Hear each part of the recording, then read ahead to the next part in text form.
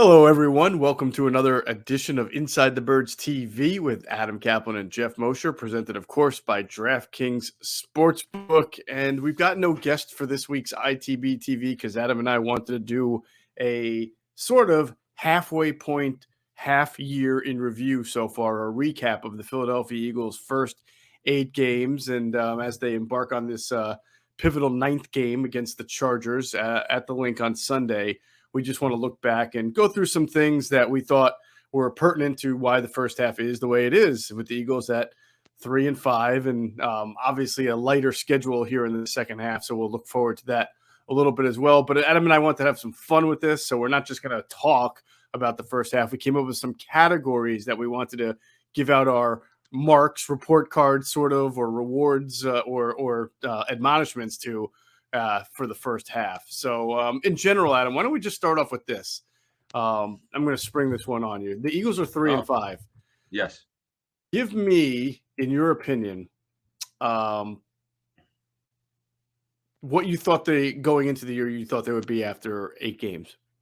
Oh, I gave a win range of 7 to 8 games at the end of the season that they would win. I can only answer it this way.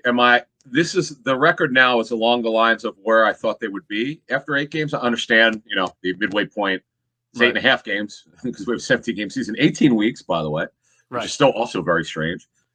The way that I looked at the Eagles season was going to be this. They were going to, because I still think, though they're not showing it well enough, that this coach staff is talented, that they're going to win some games. You go, well, I didn't see that coming. Like the Carolina game, right? Where their offense was pitiful, but somehow they stole that game.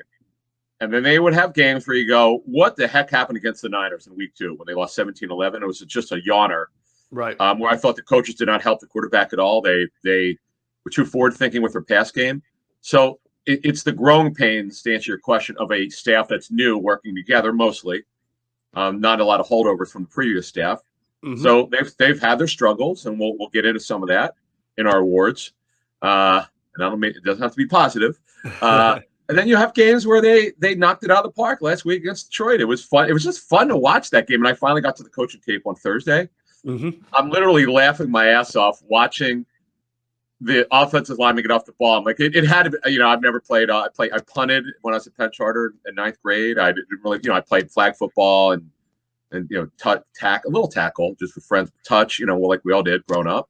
Mm-hmm. But I could imagine what it would have been like for this offensive line last week. It must have been the funnest thing they've ever done, Oh, my knocking God. the crap out of those guys. Yeah, that's definitely one of those trench games where you just get going and going and going, and I'm sure they loved it.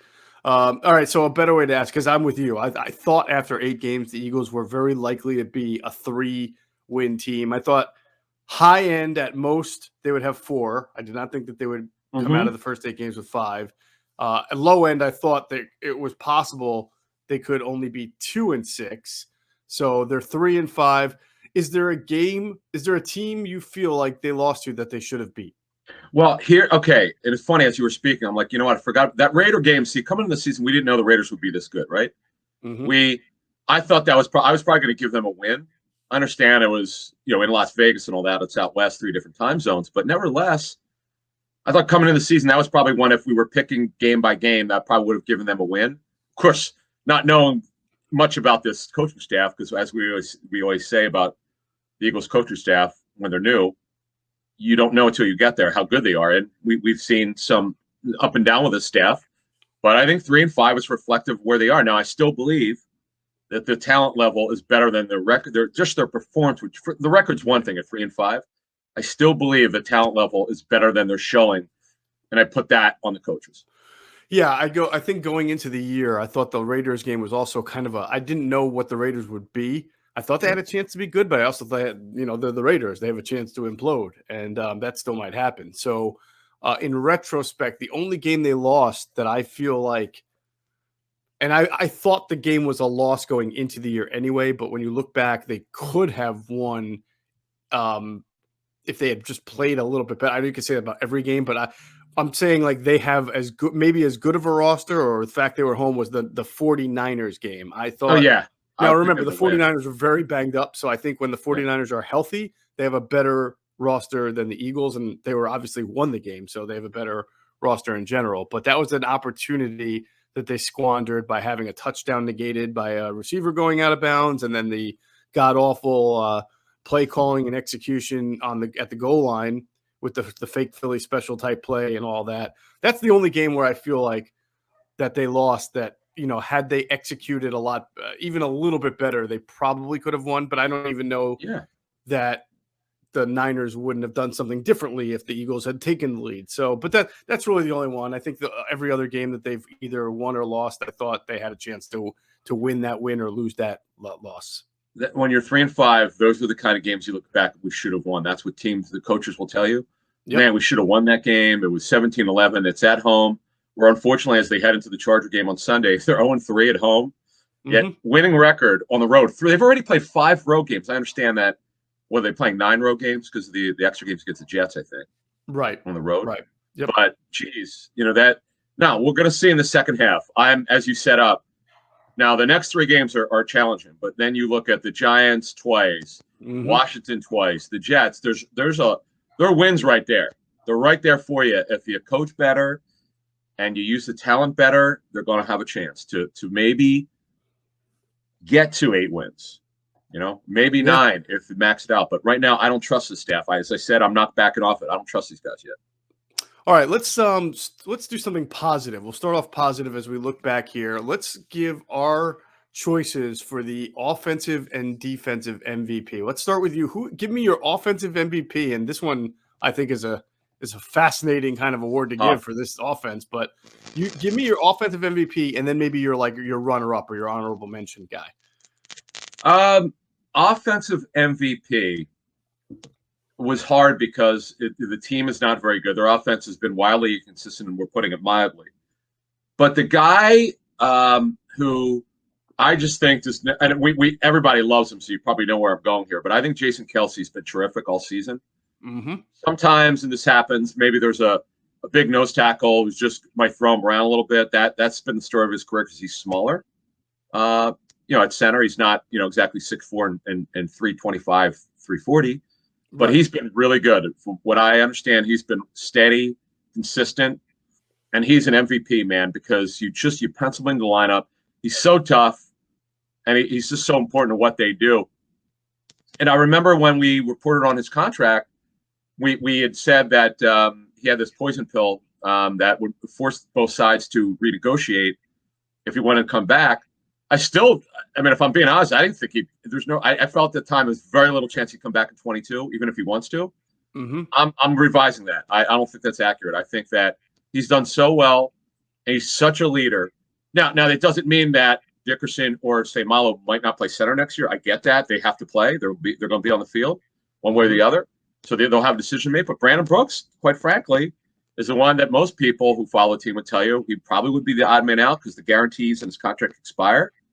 And here's the question: when Brooks comes back, and if Driscoll's playing well, we had some great questions on our message board weeks ago.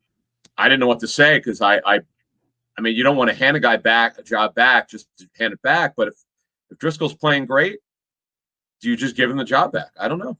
That's a really good question. I don't know what they do there. Even Nate Herbig came in and played well. Not that you're going to start Nate Herbig. I'm just saying they've had really good play on the. Think about all the injuries they've had. To your point on Jason Kelce, right? Think about all the injuries they've had on the offensive line. Everybody but Jason Kelce. Mailata's had the knee. Lane Johnson missed 3 games with a personal reason. Sayamalu's out for the year. Brooks has been out for all but 2 games. And yet, so that's 4 guys, right?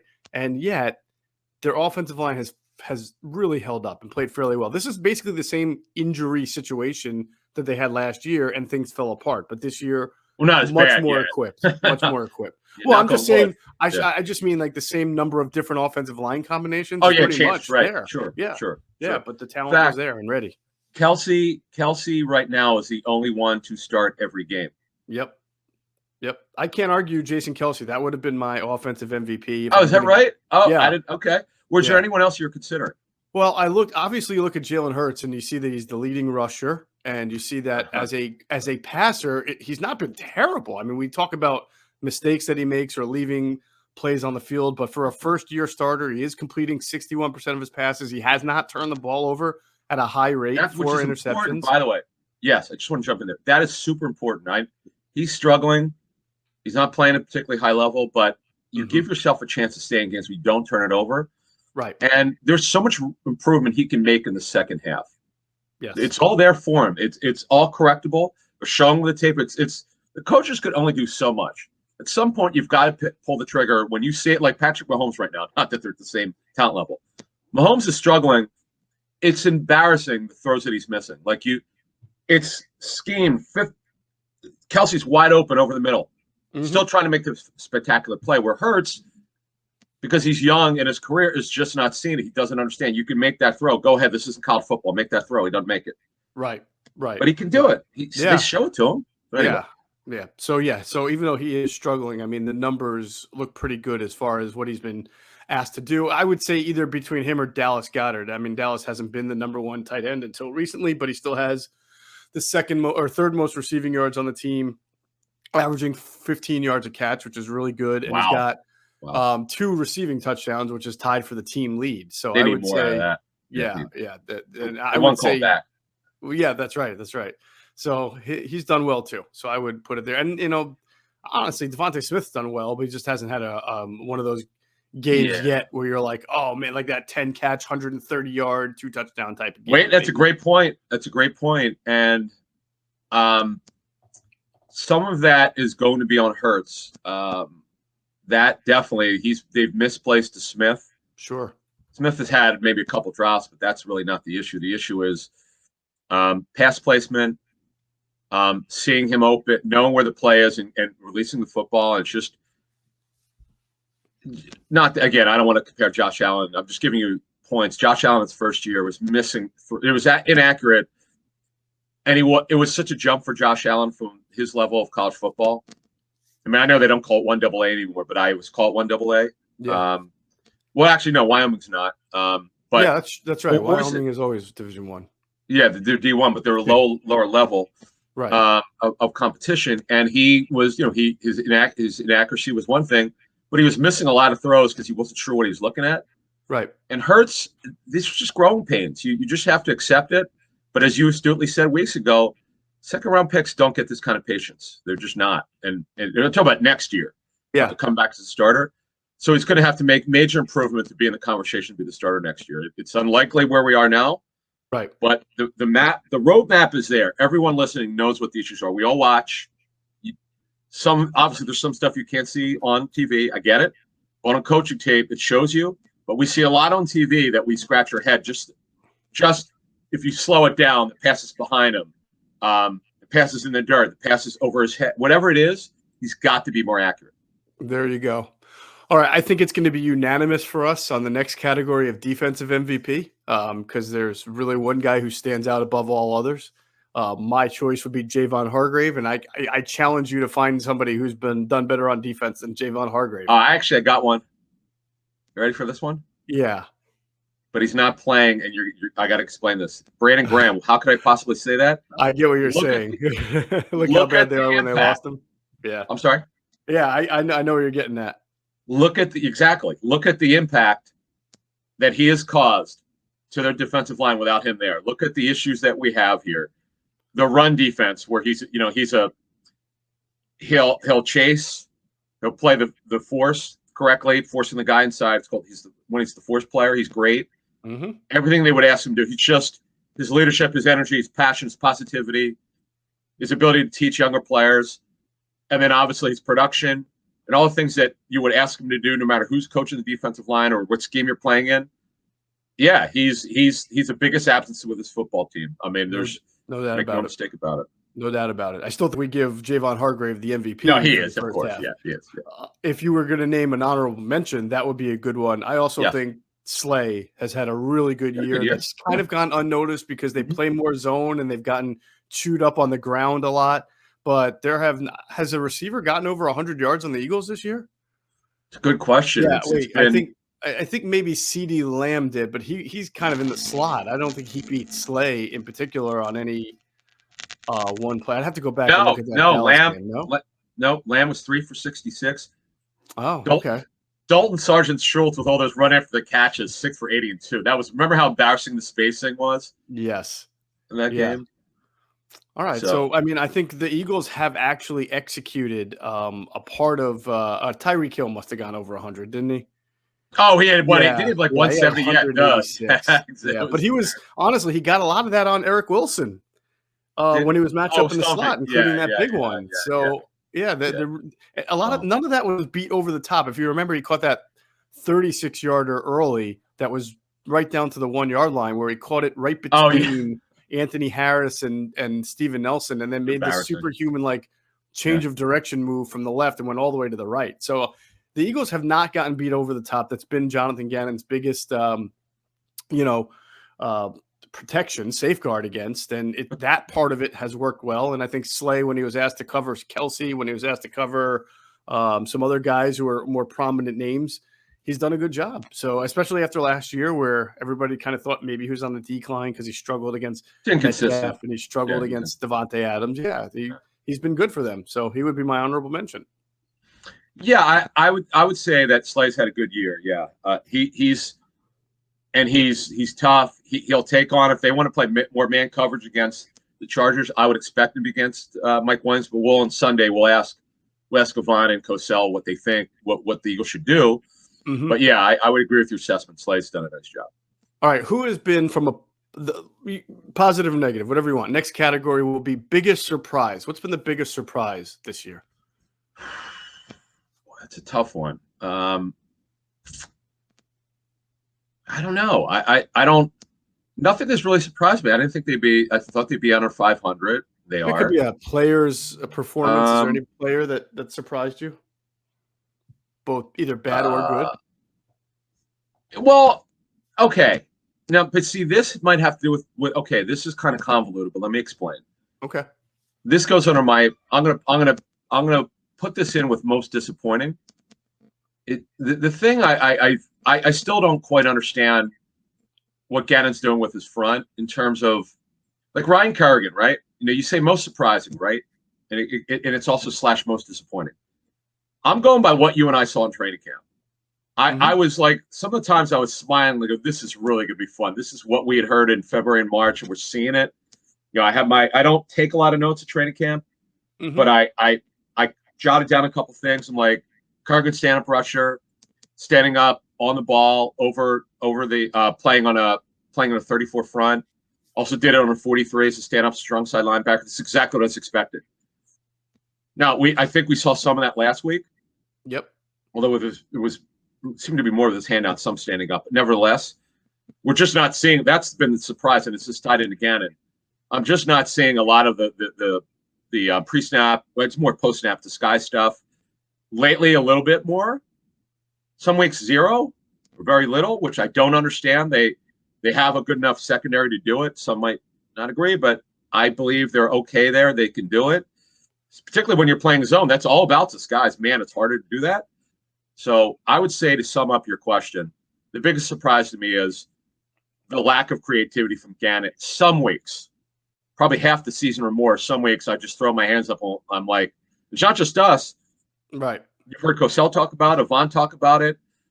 We had Brian Baldinger, who filled in for Cosell one week on our Sunday, our pregame show. So we're not the only ones. We talk about this every Wednesday. Seems that we talk to someone around the league and they go, what is Philly doing here? Why are they giving them so much space? I'm like, this is what they do every week. Yeah. You know? So. Yes. No, that's a good one. So my biggest surprise is it's actually Jake Elliott. He's 10 of 12 on field goals. I thought this guy was really starting to hit the decline badly last year, and then they bring in a new holder, Aaron Sipos, who's the new punter, Sipos. Yes. So I didn't know how that was going to go, and I know he's missed two in the 40 to 49 range, but he nailed his only 50-yarder. He's nailed everything under 40. So again, 10 of 12, seemingly gotten back on track. And I wasn't sure that was going to be the case this year. So I'm happy to see that Jake Elliott seems to have gotten his issues settled out there. Kudos again. Yes, kudos. And also Sipos is certainly not perfect, but he's getting there. He's a good punter. Again, there's some punts you go, man, that was not quite where they probably wanted it or as far as they wanted it, but overall I think he's been solid. I would give Tyler Brown credit, who's the specialist coach. He's done a really good job of Great point.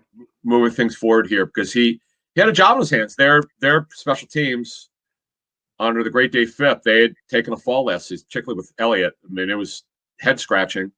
Right. And Dave's a good coach. It didn't have a great year.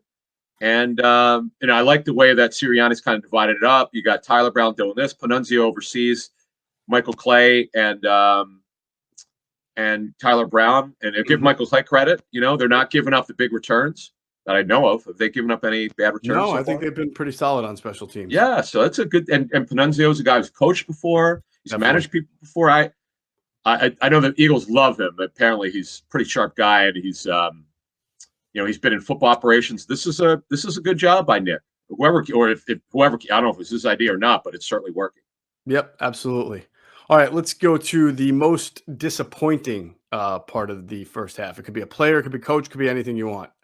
All right, I'm going to do it. I'm not going to back off of it, but I'm going to give it a little bit better detail. I'm very disappointed in the play callers on both sides of the football. That's the head coach on offense, the head coach of the football team who's calling the offense, and the defense coordinator. We see it in spurts. I love the game plan last week. It's all situational. They're obviously not going to come out and doing that every week against the Lions. That was a great job by Sirianni and his staff to understand what they were going to get, and they got it, and they mauled the Lions defense. That's just great coaching. But overall, I just think sometimes that Sirianni, the Niners game was so poorly coached. I know that Hurts did not play well. I'm not absolving him for it, but the Niners game, 6 shot plays. We said it before. Okay, let's go over we've got Josh Norman out there. Let's just keep throwing at them. That's not the way it's use your personnel better. That the lack of usage before Ertz was traded with Dallas Goddard was criminal. That was just bad coaching. You can't blame Jalen Hurts for everything. I'm sorry. It's not just is he part of it? Yes, but understanding personnel, the lack of development at the receiver position. Quez Watkins, who looks like he's got a chance to be a player. Get the guy the ball get the ball in his hands more, okay, please. The inconsistent use of Kenny Gainwell. It's not a secret. They love this guy. Well, then use him. Use him, okay? Use the guy. All right, I got you. And Jalen Reagor, what the hell? Yeah, I'd be more fired up about Reagor than say Kenny Gainwell. I mean, there's only so many people that can get touches. I mean, Kenny Gainwell is the third running back on the team. I don't know what you want more from him. No, but every game. What did how many touches does Kenneth Gainwell have? He has 39, I want it per game, though. 39 rushes and 19 he's got 58 touches in 8 games. That's not enough. 6.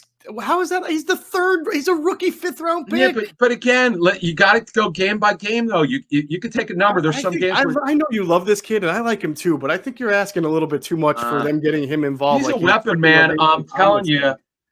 As Joe Banner told us, the best way to evaluate a play caller is how they use the run backs in the passing game. Get this guy on a linebacker. He's super explosive. I want more. Yeah, you can certainly use him. I don't know how many more touches you can expect to give him, but also call for more touches for Reagor, more touches for Watkins, more touches for Goddard. They're all explosive. First and second round picks. But they're all explosive. Let's go. I got you. I would take every argument you just made for Gainwell and apply it to Reagor. And say he's an explosive player. You should get him more involved than you are. And you saw it in the first round against the Lions. Yeah, well, Lions last week were the only 14 pass attempts. But I totally understand sometimes it's on the quarterback because he doesn't sit. I'm sure their plays designed for Gainwell out of the backfield. He hasn't gotten it. But overall, he's a weapon, Gainwell. I want to see him where you go, oh my gosh, did he crush the defense this week? We haven't said it once. He's had some games where you go, oh wow, he did a nice game. But I want to watch an Eagles game and go, Gainwell was a difference maker today. That's what I'm doing. All right, fair enough. I thought the Atlanta game he was, but that was week 1, so it's been quite a while. Yes, 2 months ago. All right, my vote for that. See, you just named my kind of honorable mention. It was offensive play calling and specifically getting the ball into Reagor's hands more so than anyone else. But my most disappointing part of first half has gotten, and it's easy to kick a guy while he's not even here anymore, but it was Eric Wilson. I mean, I just thought, as I mentioned in the pregame pod, that I know he wasn't a great tackler to begin with, so I can excuse that, but he was supposed to be good in coverage, and he was not good in coverage at all. So he wasn't good at anything, and he was supposed to be familiar with the system. He's a good athlete, and he he did more good. I'm sorry, he did more bad than good in his short career with the Philadelphia Eagles. So that would be my disappointment for the first half of the season. All right, let's look forward to the second half. And the first thing we'll ask is, who's got to be the most important player on offense in the second half of the season, Adam? The obvious answer Kenny is Gainwell. I'm ending this. KG. No, the obvious answer is Jalen Hurts. Okay, that's the obvious. Okay, I'm going to give you the obvious one. I'm going to give you it's not so under the radar, but I need to explain this. To me, Dallas Goddard is the biggest difference maker in offense. He is a monster of a player. This guy, and you mentioned it earlier, I didn't know he was averaging 15 yards a catch. Holy smokes. I know lately it's been really good downfield, so I love that. This guy controls the middle of the field. This is another guy who's going to control it for you on offense. They have so much speed on the outside, and you use Goddard, who's a vertical tight end. Cosell's been telling me about this guy. I knew about him. I mean, I knew he was very gifted. But Greg loved Goddard the day that they drafted him. And I want to see them continue to use Goddard like they are now. I'm liking it. I'm liking what I'm seeing. So I want to see more of Goddard. I think he's a second half of what I need to see is more of Goddard and a major improvement for Hurts. And I'll say this. If Hurts plays above average quarterback play in the second half, they're going to push significantly hard for that one of the wild card spots. They're going to be around 8 or 9 wins. If he plays, if you and I say, and our listeners and viewers say, wow, he had a good second half, Hurts, they're probably going to be a wild card team. Yeah, absolutely. I think you're right that Hurts is the easy and obvious answer. The more nuanced answer could be Dallas Goddard, as you mentioned. I think he is a big part of what they need to be offensively in the second half. I also think that if we've learned anything about this team going into this Chargers game is that they should run the ball more. Maybe not, 70-30 or 65, but they've got to have more balance going forward than they've had in any of their games, including the Lions game, which was not balanced. It was so heavily tilted toward the run. But if that's going to happen, Miles Sanders has got to be part of this offense as a runner, as a receiver in the screen game. He is a weapon. I think his emergence in the second half is going to be important. I don't buy the narrative that the coaching staff doesn't like him. I don't buy the narrative that they're going to get rid of him after this year. I don't believe any of that because when he's touching the ball, he is producing. He's having a good year. It's not like he's in the doghouse. He hasn't dropped any passes that I can remember. He's averaging almost 5 yards a carry at 4.8 right now. That's good. You'd like to see him getting more involved in the receiving element of the game, but that's not his fault. He doesn't pull the trigger. So if this team if Jalen Hurts wants to be a better quarterback in the second half, he's going to have to hand the ball off to Miles Sanders or throw the ball to Miles Sanders when the opportunity is there. I really, truly believe that Miles Sanders is got to be a bigger part of this offense in the second half. Going forward off of what you just said, when he comes back, what would you like the rotation to be? Because now we only have one game to go off of with Jordan Howard being involved. He looked good. He looked like he did in training camp. He's down in weight. He's decisive downhill. And Boston Scott looked terrific. I get it. The Eagles' offensive line was the most dominant they've been in 2 years. Right. So, it's only one game. But what would you – because they ran the ball really well. What would you like to see with their offense going forward with Sirianni and staff? It's a good question. And I hate to sound like take a positive and turn it into a negative because I really was impressed with what Boston Scott did against the Lions. But the reality is that Miles Sanders is better than Boston Scott and does. Oh, I know that. Everything. Yeah. But I'm saying I don't mind Jordan Howard having a role because I like the big body. And even though Boston Scott does run well downhill, he kind of has a running style that is not consistent with what you would think from the body frame because he's a big dude. He can run at the middle. But I want Miles Sanders. Short and stocky. Yeah, I want my Miles Sanders as my feature back. I want Jordan Howard as my short yardage, my fourth quarter, my goal line, my just when I need to give Miles a rest back. And then I would like Kenny Gainwell as my changeup back. I don't need to see Boston Scott as long as Miles is healthy. Okay. And it's unfortunate because he plays well, but I think that's just a better and a winning combination right there to me is Sanders, Howard, and Kenny Gainwell as your changeup. Yeah, Howard's a little bit it's funny. Howard and short yardage is a little bit finesse. You'd be surprised. I remember someone with the Bears telling me that it would bother them. Saying that, but against the Lions, I mean, he fell forward. He looked great. No. 4 or 5 yards. Yeah. Yeah, he was terrific. He looked great. I mean, again, you can't keep everybody. This veteran practice squad exceptions. This is the perfect spot for him Mm-hmm. to call him up on Saturdays, but or Sunday. But the fact of the matter is, I just would like to see them use personnel better. I was passionate about 5 minutes ago because I still believe that in player development, and I do believe the staff's got to do a much better job on offense. Then Gannon, just to close it out,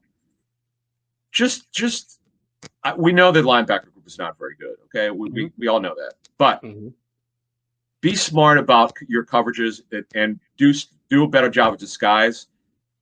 They did a great job against Goff. Phenomenal. He had no idea where to go with the football. You can understand it sounded like they were covering anyone who's really good, but they kept Hockenson in front of him. Hockenson had a ton of catches, but he didn't hurt them. In week one, disguise was terrific. Matt Ryan had no idea where to go with the football. So Gannon's showing us. And he did a great job, by the way, in week 5 against Carolina after 2 terrible games called against Dallas and Kansas City.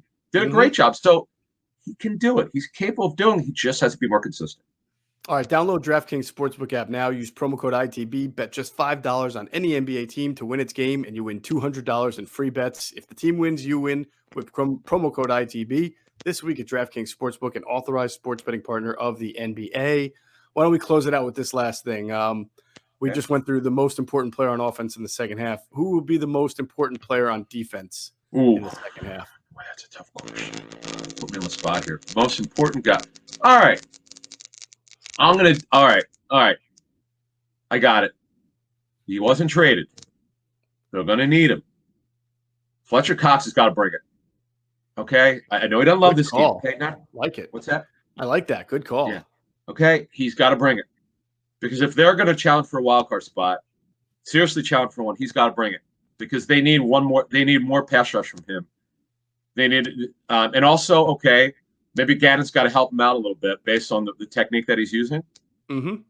But I'll tell you what, he's got to bring it because when he does not bring the energy, because he's still good enough where when he decides he wants to be the man, he defeats double teams. He's country strong. He just tosses guys. Yep.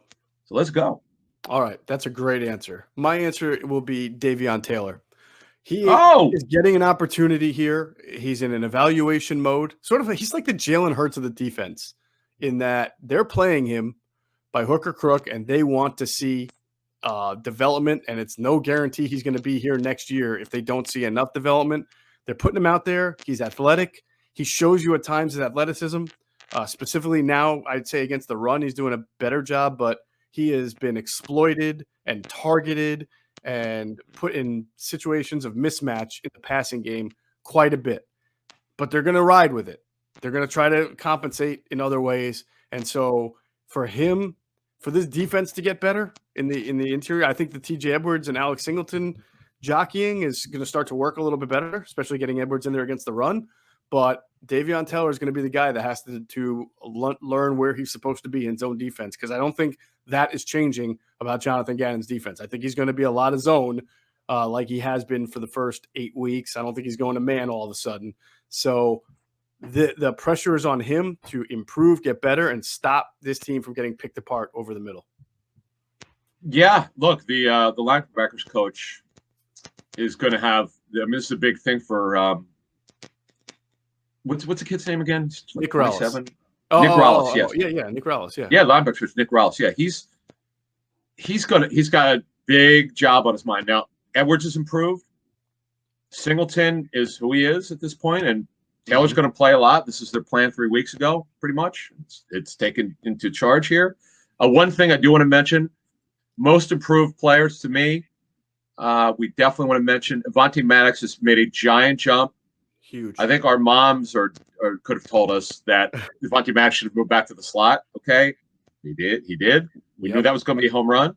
Yep. He's been very good, very solid, right? You would agree? Oh, absolutely. Yeah. That was a move that had to happen. He's been so good. Right. And then offensively, it's got to be Mailata. He's got to be. Yeah. He's an absolute beast. He's just I just one of the most amazing NFL stories probably in the last 20 years. You couldn't make it up. There's just no way. And he'll get better. He's not perfect. He's had, he come back from the MCL, wasn't quite as good as he was before the injury. Now he's back. Last week he was dominant. Away we go. There you go. Love it. That is our recap of the first half of the Philadelphia Eagles and our look ahead to the second half on ITB TV. If you happen to be in need of a car or trading one in and you want to get the best deal, please go see our friends at Sky Motor Cars. You can go to skymotorcars.com or just go into their Westchester, PA headquarters. Walk on in, say you heard this from Adam and Geoff, and you'll get the best deal out there. We guarantee it. So thanks to our friends at Sky Motor Cars and DraftKings. For Adam Caplan, I'm Geoff Mosher. Everybody have a great weekend, and thanks for watching Inside the Birds TV.